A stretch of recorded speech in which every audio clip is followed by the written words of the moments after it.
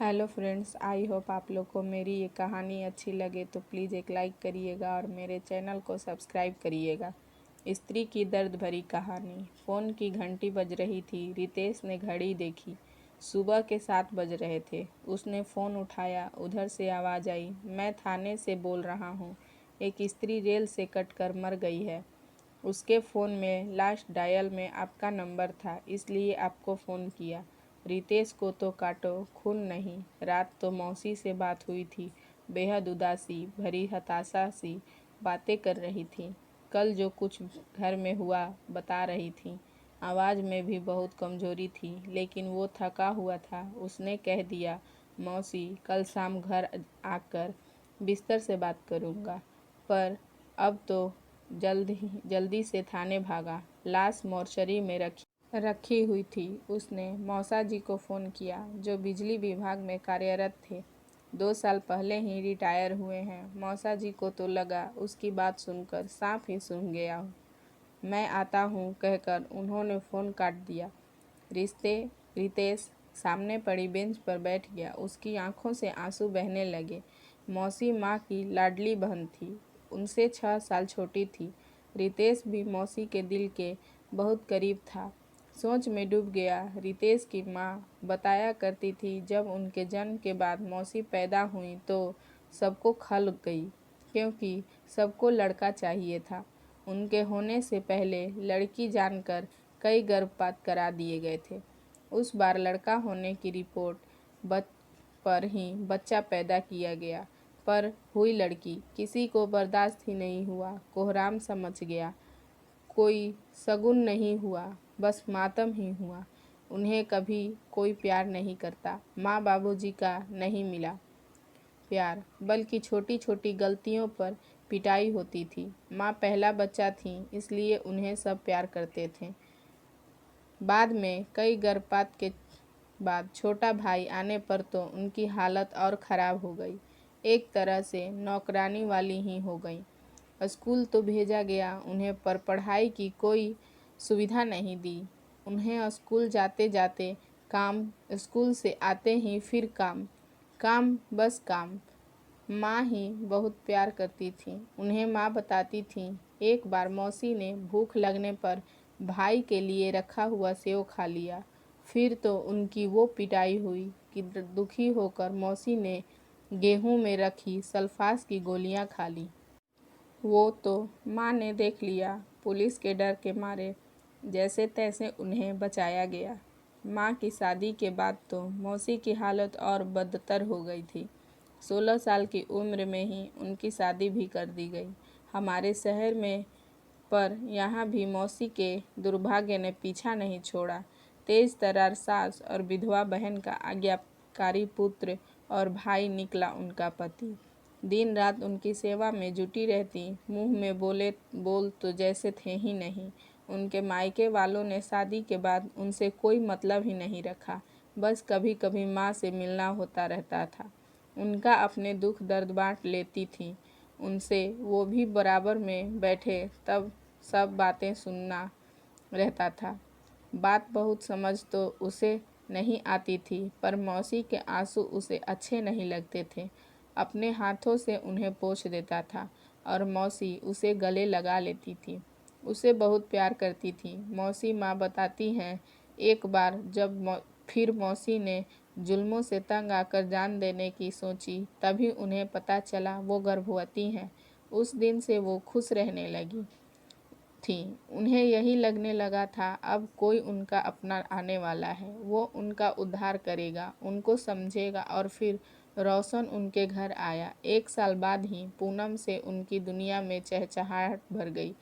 सास की चिलपौत, पति का कर्कश व्यवहार, ननद की मनमानी, उन्हें कुछ भी बुरा नहीं लगता था। वो तो अपनी खुशी में मग्न अब दूसरी दुनिया में ही रहने लगी थी। बच्चे पढ़ने में अच्छे निकले। लड़का बैंक अफसर और बेटी इंजीनियर बनी।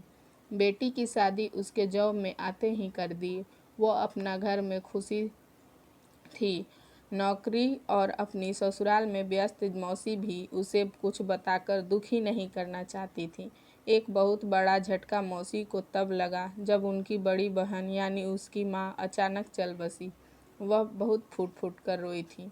वो कहती थी, अब मैं अनाथ हो गई हूँ। वो तो खुद ही बिल्कुल टूट सा गया था, पर उसने मौसी को गले लगाकर कहा था, मैं हूँ ना। उसने ही अपनी शादी में उन्हें फ़ोन खरीद कर दिया था भेंट स्वरूप, ताकि जब चाहें उससे बात कर सके। उनके बेटे ने भी प्रेम विवाह किया। पति तो बिल्कुल भी तैयार नहीं थे, हालांकि उन्हें भी लड़की और उसका परिवार ठीक नहीं लगा। फिर भी बेटे की खुशी के लिए बड़े लाड प्यार से बहू घर पर लेकर आई। पर शायद यहाँ भी उनकी किस्मत दगा दे गई। बहू के पिताजी का कोई काम नहीं था, भाई भी आवारा था। वो तो हर वक्त हम घर में डेरा डाले रहते और बहू को चढ़ाते रहते। बहू को हर समय ठंडा बुखार। मौसी दिन रात काम करती रहती।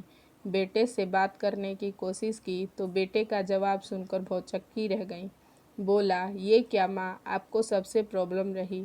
पहले अपने माँ बाप, फिर सास, अब बहू। कभी तो एडजस्टमेंट करना सीखो।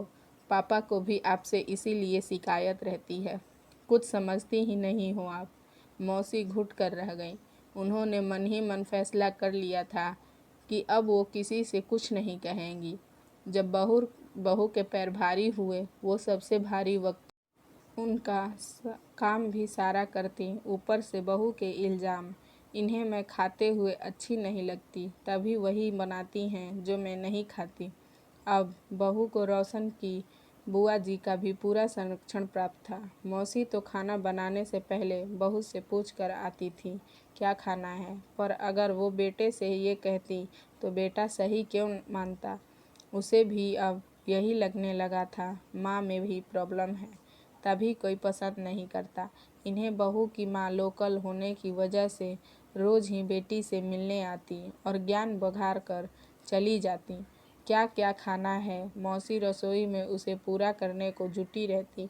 कभी जूस, कभी फल, कभी मेवा, कभी दूध। इसी बीच बेटे का भी ट्रांसफ़र हो गया। पति ने बैठक तक खुद को सीमित कर लिया। मौसी चुपचाप सबकी बातें सुनते हुए कामों में लगी रहती। पर जिस दिन दूध जैसा पोता घर आया, मौसी फिर निहाल हो गई।